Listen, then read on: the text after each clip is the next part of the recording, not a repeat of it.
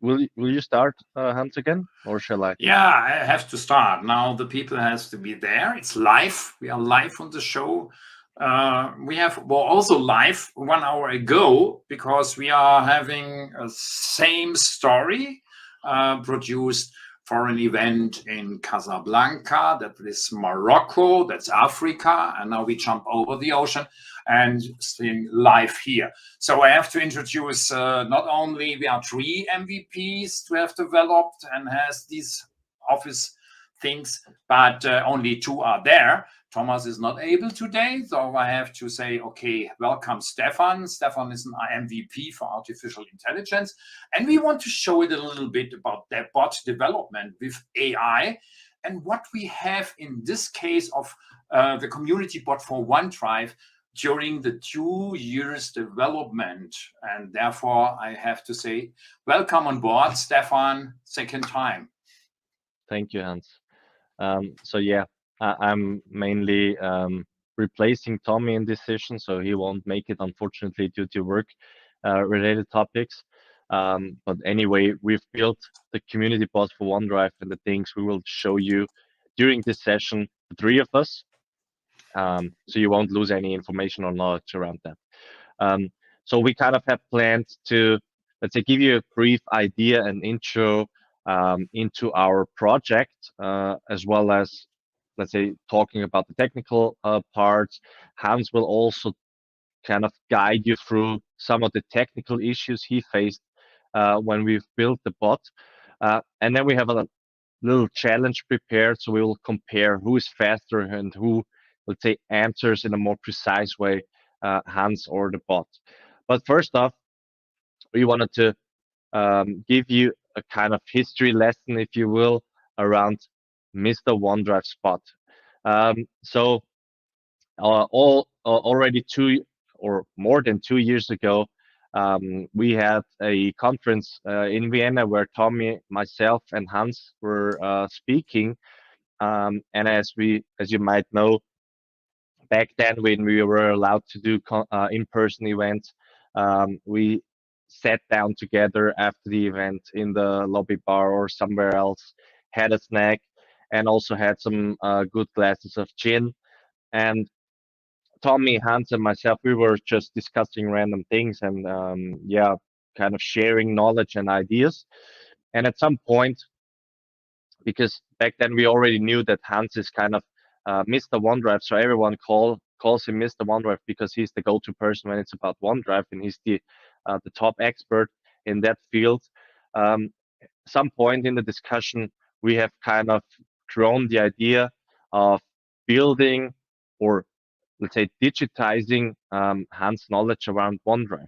So we kind of grew the idea of building a bot who should be capable of answering questions around OneDrive, like Hans does in real life. So therefore, we just chatted and discussed things. And then after the event, we went back home, and Tommy and myself, we are working at the same company, so we kind of have a really close touch point. And a couple of months later, we again met with Hans together in Munich, and we introduced him the first mock-ups and the first ideas we had around the community bot for OneDrive, or back then as it was called, Mr. OneDrive Spot. So we sat down with Hans. We told him this is what we want to do.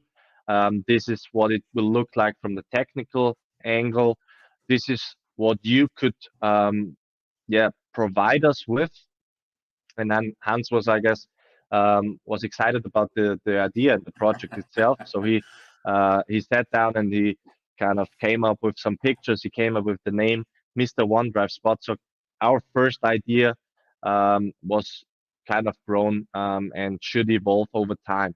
So we sat down. I have to say that was very interesting. In these days, I have to say, we want to digitize you, to digitize the person.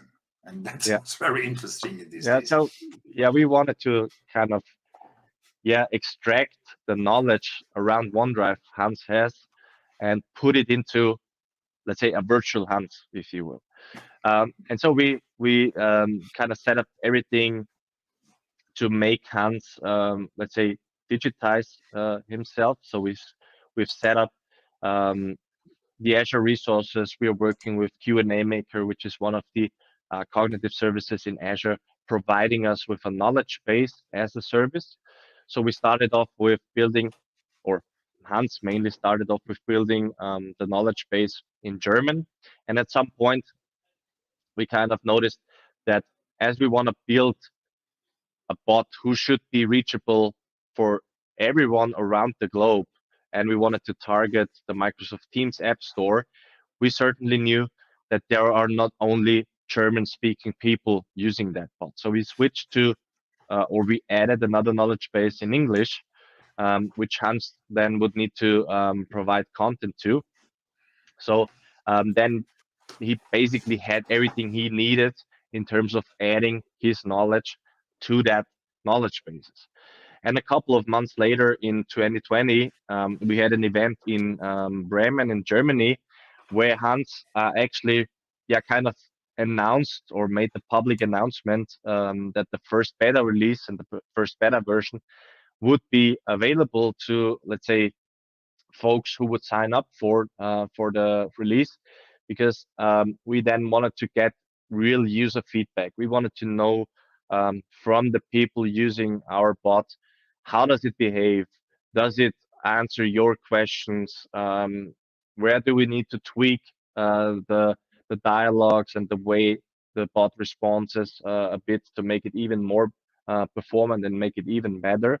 Um, so we kind of, yeah, invited people to use it in a beta release. And then we took that feedback and actually Hans made his bot more intelligent, added more question and answers to that. And in November of the last year, so almost or pretty much a year ago, we wanted, or we were at the stage to submit our first release to the Microsoft App Stores. So we went ahead, we filled out everything to be, let's say, compliant and to bring our bot, bring our application into the, yeah, public Microsoft Teams App Store via app stores. And then Hans mainly had some kind of discussions with Microsoft legal teams and branding teams around the name, because we wanted to, yeah, call our application in Teams Mr. OneDrive Spot. But Microsoft Legal, they were against that idea because they said OneDrive is a product name, and that shouldn't be used in any, let's say, not by Microsoft provided application. So we kind of, yeah, it was a back and forth between us and Microsoft. And then we came to the idea of renaming it to Community Bot for OneDrive, because first of all, it's a community bot, it's a community project. We don't earn any money out of it. We don't profit money-wise from that project, and we did it in our spare time. So it's a community project, and therefore our app should be called Community Bot for OneDrive, which then So, was okay so and it was good was to a go. vice president who came up with the name. We have to do that, and a vice president by Microsoft for OneDrive.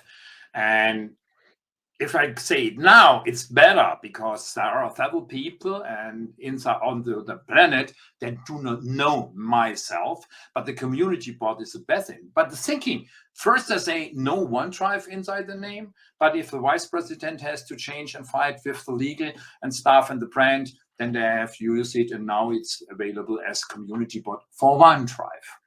That was So our fighting with Microsoft. yeah, and so in April, so almost half a year later, um, our bot made it to the store and released it for millions of daily Teams active users.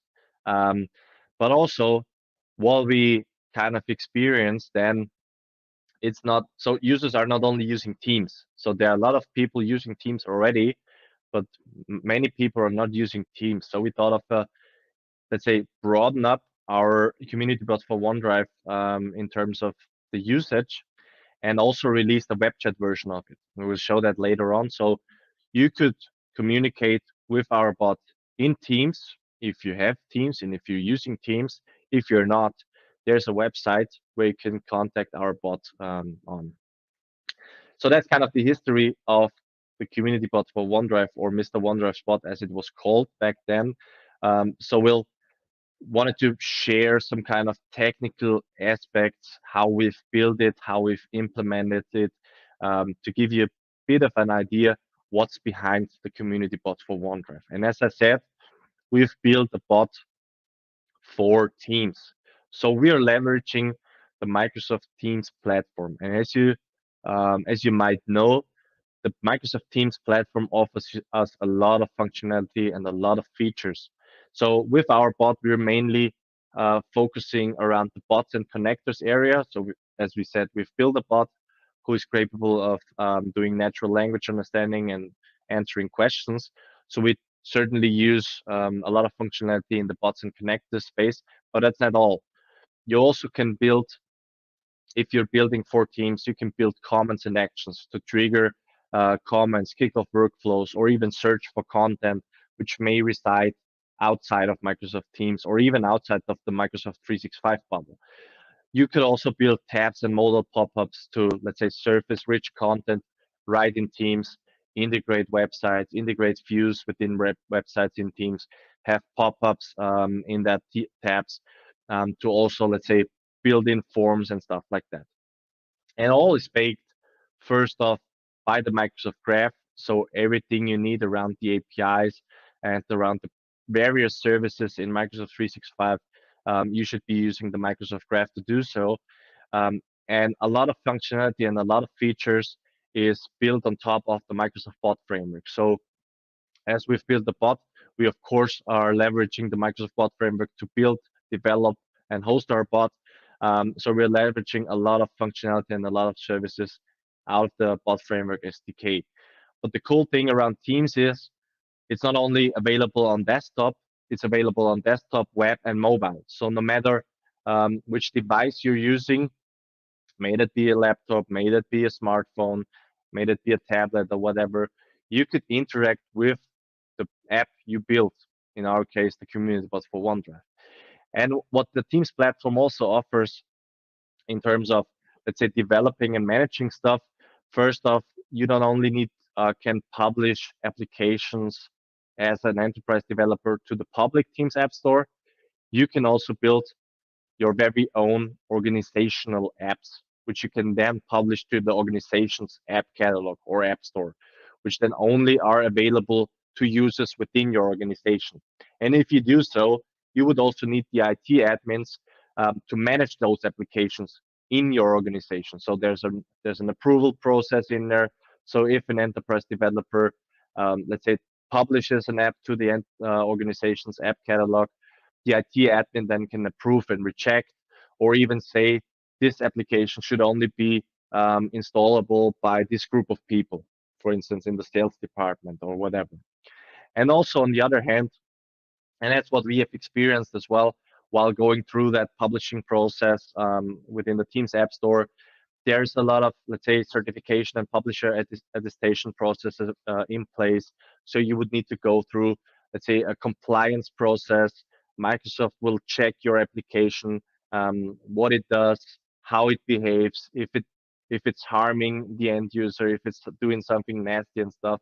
So you could basically, as an end user and as an organization, make sure that all the apps you find within the App Store are compliant, are tested, and follow certain rules.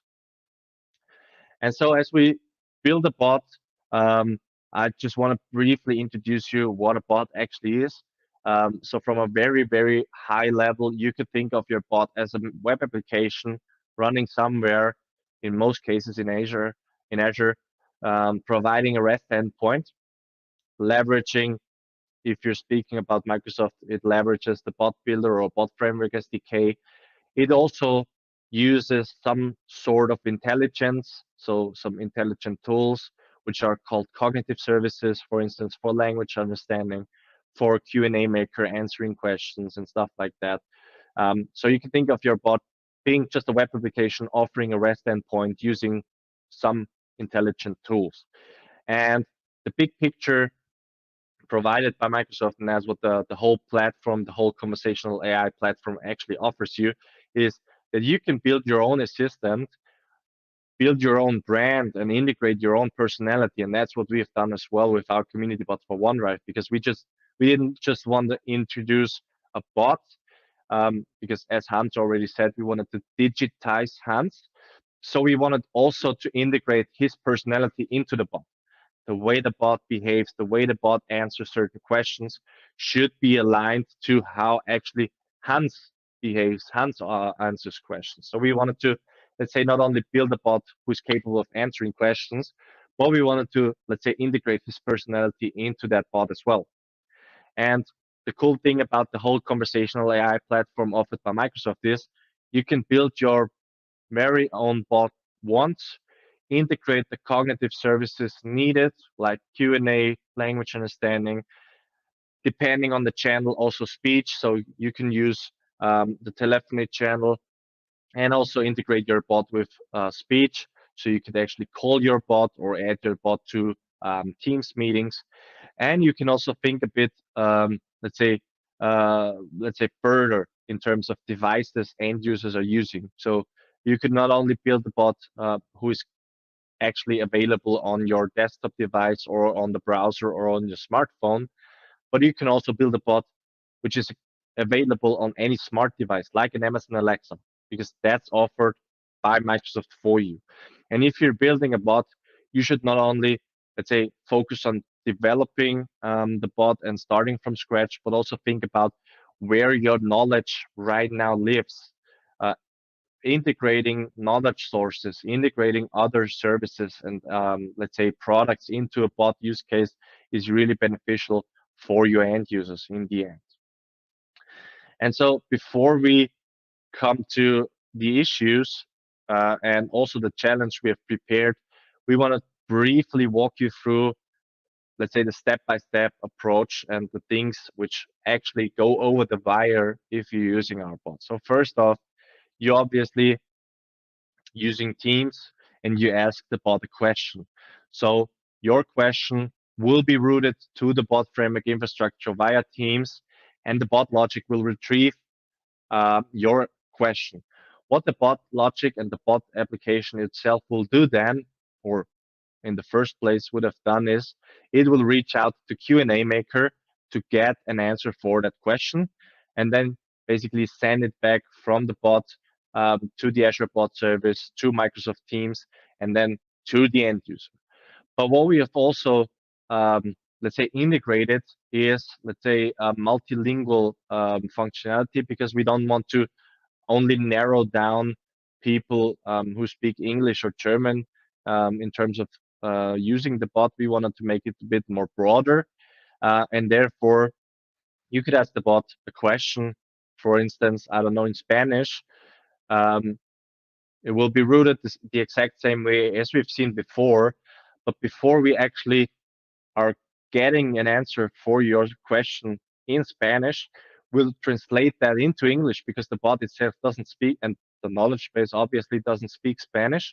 So we'll need to translate that into English, then retrieve the answer from our knowledge base provided by Hans in English, and then we'll also translate the answer in Spanish, for instance, and then send it back to the Teams user. And as a user, you don't actually get to know that the bot doesn't actually speak Spanish, like in that case, and Hans also doesn't speak Spanish, because we're using the translator service to auto translate the messages. Stephan, could you say where is the part where artificial intelligence is involved? Sure. So mainly AI comes into play in step 4 and step 5. So that's kind of where AI kicks in. First off, the translator service is also one of the cognitive services we're using, and it offers close to 100 supported languages. Um, so our bot would be capable of speaking 100 languages at a time. So that's one of the cognitive services we're using. And the other one obviously is called Q&A Maker, which provides us with that question and answer functionality. So Hans on the backend side just provides questions and answers into a knowledge base, and we're leveraging that knowledge base through the Q&A Maker service to retrieve the appropriate answer for the end user's question. So that means if you talking the question in your language or in this language and have it, let's say, what is that and you tell it, the Q&A maker looks for the best answer. It could Yeah. be that another person do it in a different way, but means the same. It could be another answer. So that's the thing. And therefore, I have to provide more and more questions that comes to one answer. And therefore you can have that, but we will see that later on. Thanks. Uh, and so that's like the approach and, let's say, the technical aspects to it. And Hans will kind of give you an idea of the issues he was facing while adding content to the knowledge base and building up the bot. So the difference is that they have several instances of several programs in there, and inside all this Q&A maker stuff, it's done via a language that means Markdown. You know Markdown in Facebook and several things, you see that. But now you have to see the number one is inside Q&A Maker. You see the headline, you see a picture, and you see bold stuff also to the answer. So that's a thing we have to test it first. If I have a new question, more questions comes to one answer, and I have to provide that. Q&A Maker has to learn this stuff, and then if I ask this thing, you see what's number one is in there. And on the next thing, you have to click on the next. That's Teams Desktop. For Teams Desktop, this was the old version. Therefore, I had made these pictures long, once a year it takes. You see, this picture is not right formatted. You see this white space between the picture and the language. And if you, yes, here on this side, that was not corrected. Nowadays, it's wrong corrected. But they have other issues if you are going in Teams and press the button and look if you have the picture a little bit bigger, that will not work. But on the tree is although if you have Teams running in the browser. So you see the difference, that's the same thing, the same answer, and you see the picture is now formatted mid-size. And 4 is the last one, that's Teams Mobile. So that's an absolutely different development. They have it right, but not all things. Sometimes the visual things are different. So you have to see, it's a long story of testing that you will have all this stuff together, that most of them will be the right one. Teams is not Teams. And Markdown is not Markdown, right? Yes, Markdown is not Markdown. That's the same. Do you see? That's a normal answer if you do not have it well formatted. That's normal plain text, I call it. So that's the first thing I have. In the first versions of Q&A Maker, I have to do it different. So then I have to do a little stuff like here. So then you see that's formatting of Q&A. You see the double stars means bold. And although the special characters we have here is this \n \n or \r \n, that means carriage return line feed.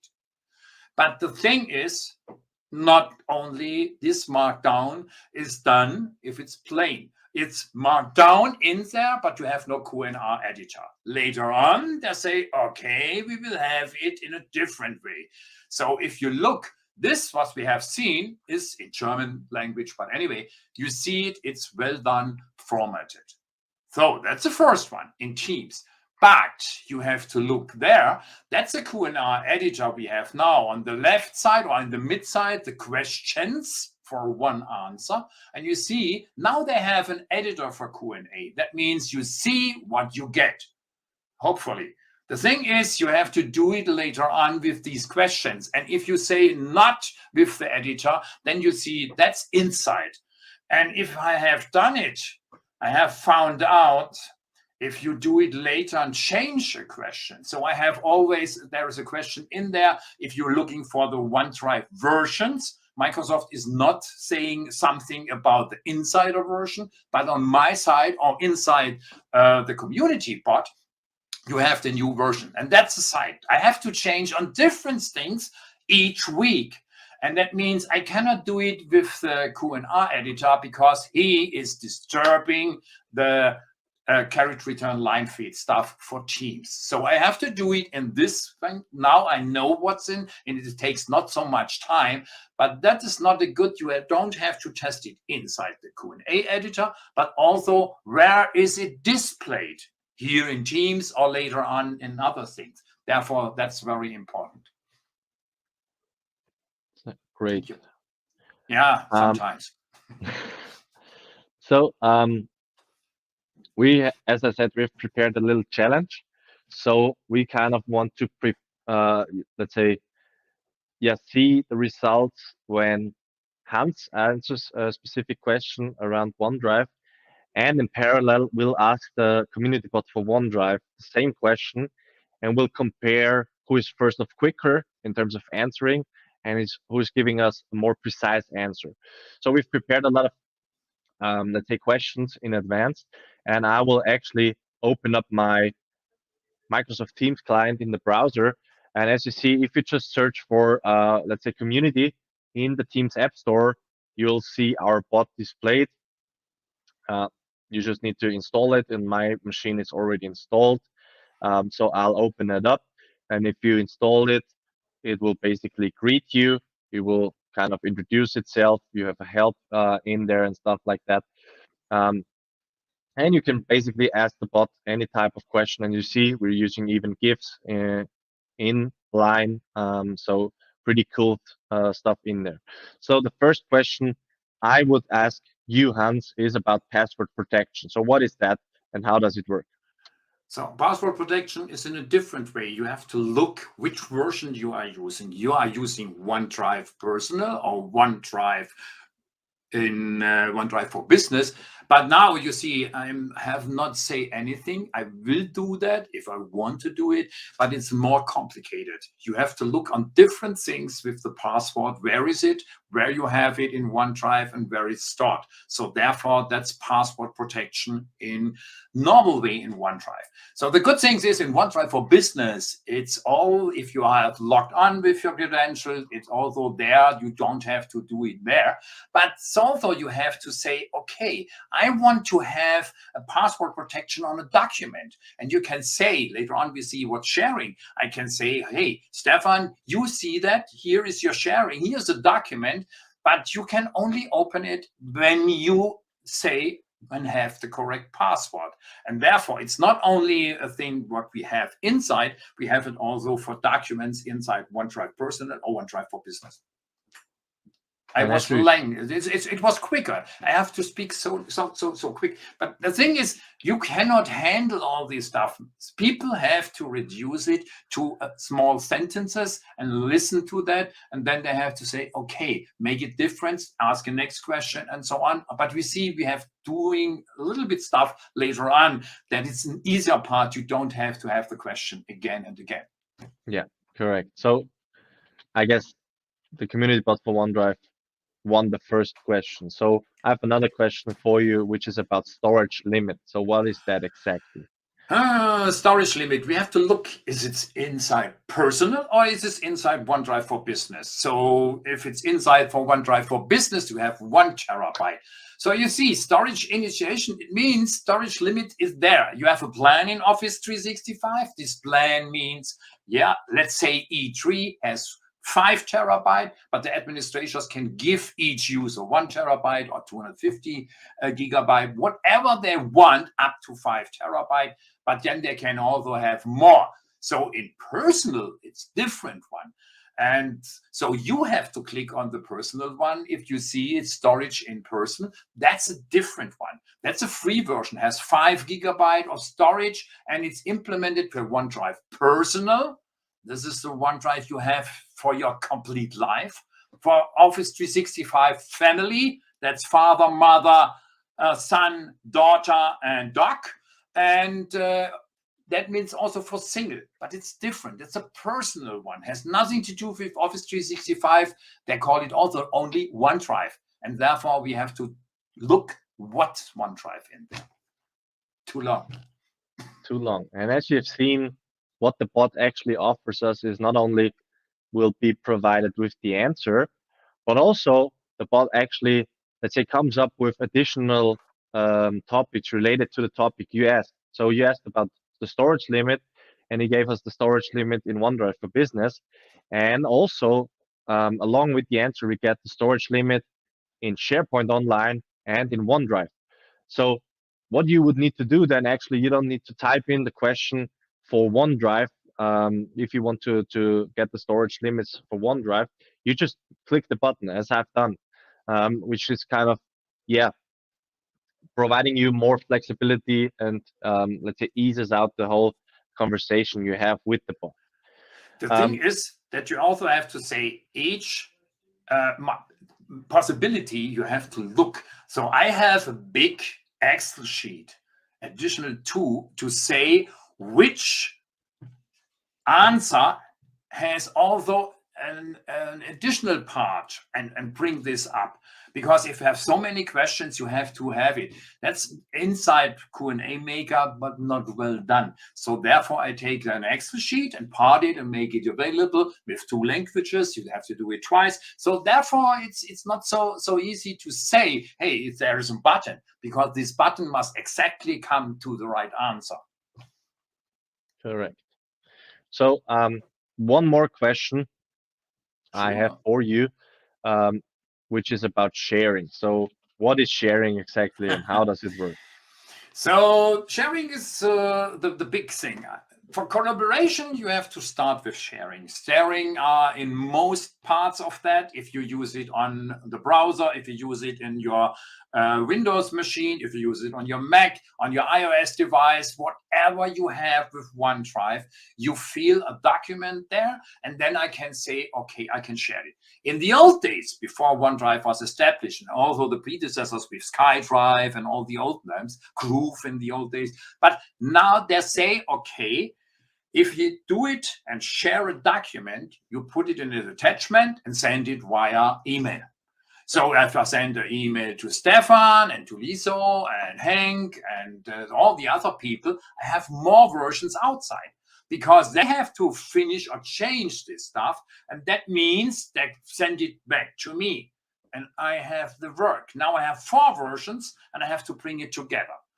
In the days of OneDrive and OneDrive Personal and OneDrive for Business, I can store my document there. And then I have to say share the document via link. This link goes also via email to Stephan, to Sormos, to Hank, and all the other people. But now they can change it on their machines. The simple ones, you don't have to be Office or something. You don't have to be, the recipients don't have to be Microsoft technology. You need a browser. Whatever browser you need, there is also a possibility. If I send it a document, then it will open Word on the web, and you can change the stuff what you want, give the answers, whatever in the in this document are in there. And other people can too, because the storage is in OneDrive and the cloud. That means other people are working with the same version. Means we see it. We can collaborate together, co-authorate together with many people. I see that. In Word, it's a single thing. In Excel, it's only a line, and in PowerPoint, you can also have that. That means we can reduce time. I do not have to collect the different version together, because you, as a recipient, do it in the same document. Too long for me. So sharing is therefore, I can share a link, I can share it with people in my organization, I can share it with other people. That means there are so many possibilities. If I go to companies and say, okay, do you want to have a OneDrive workshop? I need 2 days and about 120 slides only about sharing. And that's a small answer. You see, it's a never-ending story about sharing, and they're doing lots of more and more things inside the Microsoft. Therefore, you have to see, and the people, the users, have to learn about that. Yeah, right. So if you want to try it out, just give it a go. Go to your Teams app store, search for Community Bot for OneDrive, and install it and ask any question around OneDrive. If you don't have Teams, you could also reach out to the Community Bot for OneDrive via this link. We'll make sure you get the link afterwards as well. And if you scroll down here, you basically see the same bot, but not within Teams. So the formatting is a bit different, but the content will be the same. So if you ask the question here and there, you'll get the same answer along with the same functionality. So in terms of, yeah, how we've built it, you've seen the pitfalls in terms of building a bot and what you would need to make sure. But also, if you just build a bot, you would also need to know if you have released it, if you've published it, if people are using it, how does your bot perform actually? So what we have done is we've built, we call it a quality dashboard, which actually, yeah, gives us some kind of information of how good or bad does our bot perform, how many questions are being answered by our bot, and more importantly, how many questions are unanswered and which questions are they. So we see, like in the second line in here, we see that there's an unanswered question about how to sync. And this is kind of the indicator for Hans managing the knowledge base and managing the content within the bot, to also add that specific question, if it's around OneDrive, to the knowledge base to provide the answer for the next user and asking that question. And also what we see in here, we don't collect any user data, so we don't get the username and stuff like that. We just get the user ID for debugging purposes on our very own. But what you also see in here, which is kind of important, is the probability, or actually it's called confidence score, that the Q&A maker service is, let's say, certain or not certain that this answer, which has been given, like in that case, is around the question the user had. So if a user asks the question link, this is the answer which will be given, and this is the probability score that the bot, or actually the knowledge base, is sure or certain that this answer, yeah, is around the question link. So the higher, of course, you see a lot of ones in here. So the higher the confidence score, and one is the highest, is the better performant it is. The lower, of course, the worse it is. So like in that case, 0 means unanswered at all. But this is like also the indicator for Hans to, yeah, make his knowledge base even better, add even more answers and questions to it to make it even smarter, and yeah, serve people with the most up-to-date content.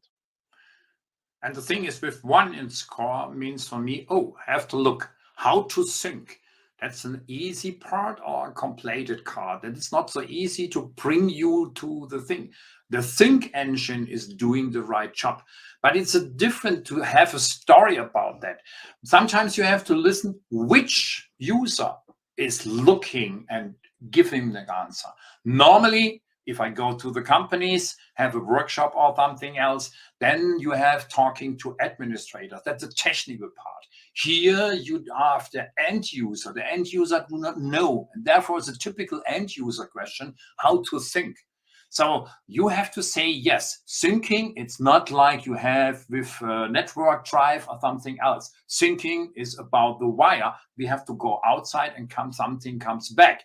But it will then be automatically. If you do it right, then it works perfect. But sometimes there are several holes in. So how to sync is not so easy to answer. Therefore, it's still a 0 in there. And that means what we called it, not only dashboard, I say it's quality dashboard, because that's my answer, or our answer we give to Microsoft. Because sometimes if you have some new programs, absolutely, or a preview programs, you feel, hey, that's not well done. You have to do also a quality dashboard or give them feedback. And that's for Microsoft, you have thousands of questions or thousands of answers. And therefore, we have made a dashboard for us that we can make it better in this stuff. And that's also what you have. Yes, you have a database in there and it's live. We have all these questions in there, and we have to look What do they ask? And then we can also do it on the last thing, needs attention. We have also a shuffle that we have to say, okay, this is done. We do not have to do it anymore. And I with think that, the quality dashboard is a good thing. And most of them, the people has to do it for the quality. So we have also implemented several stuff. If you make a bot, whatever the bot is inside, listen, you do not care. You may establish as a technical people what's in there. But if you make some, for example, an onboarding bot, yeah, come into the company, I'm new, 1st of December, you got a laptop, you are signed in, and then you have to say, we can have a drink, and I will tell you the other people, you work with them. After half an hour, you come back, and that means, yes, there is all things implemented what you want to have. But also the people have to say, I do not have to do it right now. I also have to say, hey, here is a bot, you can give them questions and answers. And this is a good thing, but thinking, if you are on board in a company, if you are in a room, you have to say, what is going on? Where is the fire department? Where I have to go to eat something? That only people can establish. They have an idea. Second, and you have to talk it before the number here. Let's take a second. so Hans is actually getting a phone call. Yeah, sometimes it's live and the telephone also rings. Means what I have to say, other people, the company you are working this bot for has to implement this stuff. You have to digitize the knowledge of the company from different people, facility manager for this stuff, where is a cantina where I can meet the stuff and so on. That must become from the people inside the company and not for you as a developer. So therefore, it's a little bit different. You have to look. In my thing, I have to say, okay, for the community bot for OneDrive, you have to look, and I have made some searches with not only with Google, with Bing, with all this stuff to see what's the best answer. People have give answer Google or Bing or other search engine questions about OneDrive and take this on, and I say, oh, that's absolutely different to bring these answers in there. I never had a chance to do it. Therefore, you have to see, and that makes a lot of work to implement it. If to write it down, you have to compress it a little bit, make some pictures, some knowledge, and give it also to other people. Means that is not only inside. Microsoft has good documentation, docs.microsoft.com. But you have to know where is the information stored. So inside the answers, there are links to docs.microsoft.com, but sometimes they have no chance. Because if you go and give it, that's a new technology they have now inside the community bot, means add a shortcut to OneDrive. And you will find nothing at it after 1 year global availability. So therefore, I decided, okay, I write some articles about that, and therefore only these two ways, to Microsoft and to me, you get the answers that are a little bit more and not only a short answer, because it takes a lot of time to implement this stuff. Great insights. Thanks, Hans. I guess with that, we can close out our session and ask for questions around it. If you have questions after our session, of course, just connect with us on the various socials and send us a message. And if you have a specific question around OneDrive, please do use the community bot for OneDrive. Try it out. Ask your question and see if the answer is appropriate or not. And we'll make the best work on adding more content and functionality to our bot.